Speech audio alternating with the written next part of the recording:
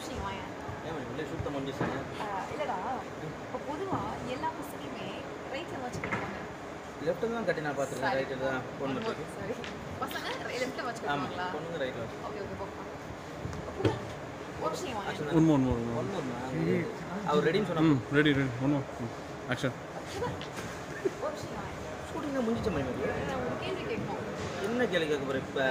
பொதுவா இந்த பசங்க எல்லாமே லெஃப்ட்ல வாட்ச் கட்டுவாங்க. ஆமாம் ஆமாம் ஆமாம், லெஃப்ட்டில் தான் கட்டுவாங்க. பொண்ணுங்க மட்டும் ரைட்ல வாட்ச் கட்டுவாங்க. ஏன்? ஆமாம், ஏன்? டைம் பார்க்கலாம்.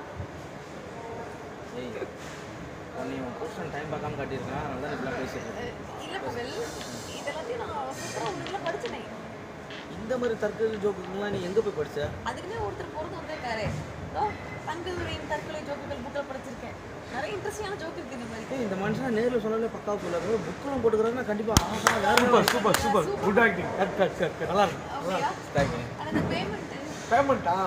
பேமெண்ட் ஒரு ஜோக் ஞாபகம் வருது. ஒருத்தர் என்ன பண்ணா தோ வந்துட்டேன். பேமெண்ட் கேட்டான். வந்துட்டேன். பேமெண்ட் நேற்று அடிக்க வரேன்னு சொன்னீங்க.